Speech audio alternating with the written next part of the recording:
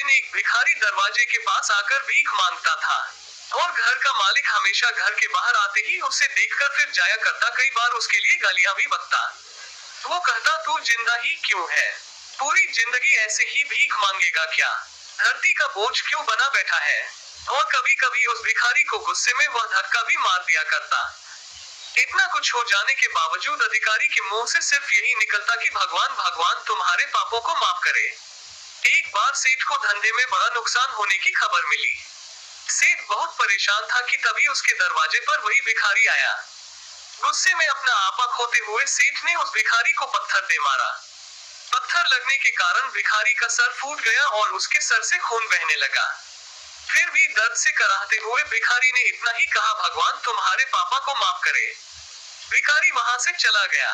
सेठ सोच में पड़ गए, भिखारी को पत्थर मारा फिर भी उसने सिर्फ प्रार्थना की। सेठ का गुस्सा शांत हुआ, शेर का मन शांत हुआ। भिखारी का रहस्य जानने के लिए सेठ ने भिखारी का पीछा करना शुरू कर दिया। भिखारी जहां जहां जाता सेठ उसके पीछे जाता। सेठ ने देखा कि कोई उसको खाना देता, कोई उसको मारता, कोई अपमानित करता तो कोई गाली देता। लोग भिखारी के साथ चाहे जैसा व्यवहार करते, लेकिन भिखारी सबके लिए एक ही प्रार्थना करता, भगवान तुम्हारे पाप माफ करे। अब रात होने को आई थी। भिखारी अपने घर जाने के लिए लौटा। वो अपने घर पहुंच गया, लेकिन सेठ अब भी उसका पीछा कर ही रहा था। एक पुरानी टूटी हुई खटिया पर एक बूढ़ी औरत लेटी हुई थी, काफी कमजोर और बीमार लग रही थी। वह भिखारी की पत्नी थी। अपने पति को वापस आता देख वह खाट से उठ खड़ी हुई। पत्नी ने अपने पति के भीख वाले कटोरे में देखा, उसमें सिर्फ आधी बासी रोटी थी। उसे देखकर वह बोली, आज बस इतना ही मिला। और हाँ, आपके सिर से खून निकल रहा है, ये चोट कैसे लगी? बूढ़ा भिखारी बोला, आज बस इतना ही मिला, किसी ने कुछ दिया ही नहीं। सबने गालियां दी और एक नए पत्थर भी फेंकना, इसलिए मेरा सर फट गया। एक गहरी ठंडी सांस लेकर बूढ़ा भिखारी फिर से बोला, यह मेरे ही पापों का फल है।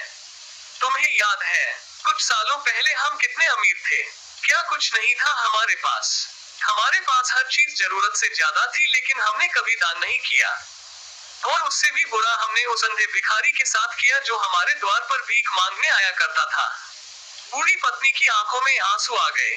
वो बोली, हाँ, हम उस बेचारे अंधे के साथ बहुत बुरा करते थे। उसका अपमान करते थे, उसे खाने के लिए रोटी की जगह कागज दिया करते, उसका मजाक उड़ाया करते और कभी कभी मारा भी करते। मैंने कभी उसको रास्ता नहीं दिखाया। एक बार मैंने उसके मुंह पर मिट्टी भी फेंकी थी और वह हमेशा दुखी होकर यही कहता कि भगवान तुम्हें तुम्हारे किए की सजा देगा। भगवान तुम्हारे पापों की सजा जरूर देगा। उसका श्राप सच हुआ और हम इस दुख भरी जिंदगी में आ गए। भिखारी बोला, हाँ, उसका श्राप सच हुआ, इसलिए मैं किसी को बददुआ नहीं देता।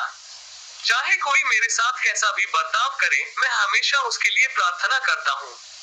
मैं नहीं चाहता कि कोई भी हमारे जैसे जिंदगी का अनुभव करे, किसी को भी हमारे जैसे दुखों का सामना करना पड़े। वो नहीं जानते कि वह कितना बड़ा पाप कर रहे हैं, इसलिए अनजाने में हुए पाप की ऐसी सजा किसी को भी मिले, मैं नहीं चाहता। सेठ वहीं पर छुपकर यह सारी बातें सुन रहा था। अब उसे सब कुछ समझ में आ गया था। भिखारी और उसकी पत्नी ने वह आधी रोटी मिल बांट कर खाए और भगवान को धन्यवाद बोलकर सो गए। अगले दिन बड़ा भिखारी फिर से भीख मांगने गया। सेठ के घर के पास जाते हैं। सेठ ने पहले से गरम रोटी या उसके लिए निकाल कर रखी थी। उसे देते हुए सेठ विनम्रता से बोला, माफ कर दीजिए बाबा, उससे बहुत बड़ी गलती हो गई। बूढ़ा भिखारी बोला, भगवान तेरा भला करे। इतना कहकर वह आगे निकल गया। इस कहानी से जो सीख लेने लायक है वह बड़ी ही सिंपल है कि आदमी चाहे किसी के बारे में बुरा कहे या भला करे, लेकिन भगवान सिर्फ कर्म के हिसाब से उसको फल देता है। क्या हुआ अगर भगवान नहीं दिखता है? लेकिन ये बात बिल्कुल सच है, उसके खाते में सबका हिसाब बहुत बहुत पक्का होता है। किसी के लिए कुछ भी करो तो अच्छा ही करो।